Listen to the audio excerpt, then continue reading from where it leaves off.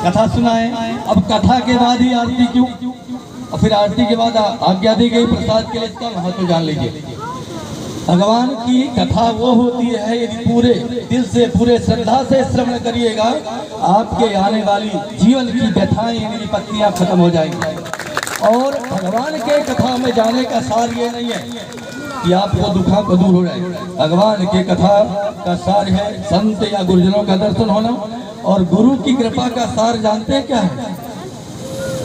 नहीं, जीवन में भगवत कृपा प्राप्त होना। वो कब होगी? भगवान से कभी भी भगवान की दी हुई चीजें मत मांगिएगा। भगवान से दो ही चीज मांगिए, एक तो सद्बुद्धि मांगिए ताकि संत और गुरुजनों की कृपा प्राप्त हो जाए। जब संत और गुरुजनों की कृपा हो जाएगी ना, लिखा ना तुलसी संसार में गुरु को कहते और हरि रूठे गुरु ठौर है, गुरु रूठे नहीं ठौर।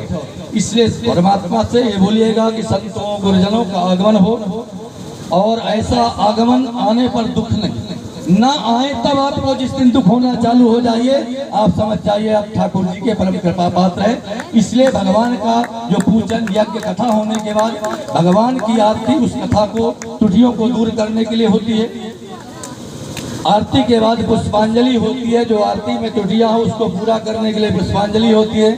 तदुपरांत भगवान को प्रदक्षिणा की जाती है। उसके बाद भगवान का साष्टांग प्रणाम किया जाता है। इसलिए उसके बाद भजन कीर्तन करें ताकि हमारी त्रुटियों का क्षमा याचना हो जाए। इसलिए आप परम सौभाग्यशाली है। और यदि खाने के लिए नहीं जी, खिलाने के लिए रखिएगा, ठीक है? ये संतों का दर्शन नहीं। और सबसे बड़े संत कौन है जानते हैं? गृहस्थ ही सबसे बड़ा संत है, क्योंकि गृहस्थ ही मंदिर चलाता है, गृहस्थ ही संत भोजन देता है। ब्रह्मचारी वानप्रस्थ सन्यासी जो भी भोजन जहाँ से मिलता हो गृहस्थ के द्वारा है। इसलिए लिखा है आप कितने धन्यवान है, जानिए कितने पुण्यात्मा है। ये सब का ना तो धन भगवान की पूजा में यज्ञ में लग सकता है, ना भगवान की कथा सब सुन सकते हैं। जिसके 100 पुण्य एकत्रित होंगे वो भगवान की कथा में केवल आएगा, मन सुनने में नहीं लगेगा, भागता रहेगा, समझ लीजिए पाप है। 1000 पुण्य जिसके उदय होते हैं तब भगवान की कथा श्रवण करने में आनंद आएगा।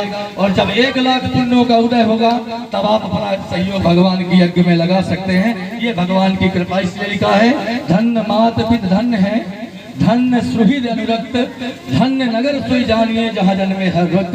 ये आप लोगों का परम सौभाग्य। आप परम पुण्यात्मा है कि गुरुदेव जी का आगमन है, यज्ञ देव का आगमन है, भगवान की कथा है, भगवान का प्रसाद है और संतों का आशीर्वाद है। इससे बड़ा पुण्य नहीं हो सकता है।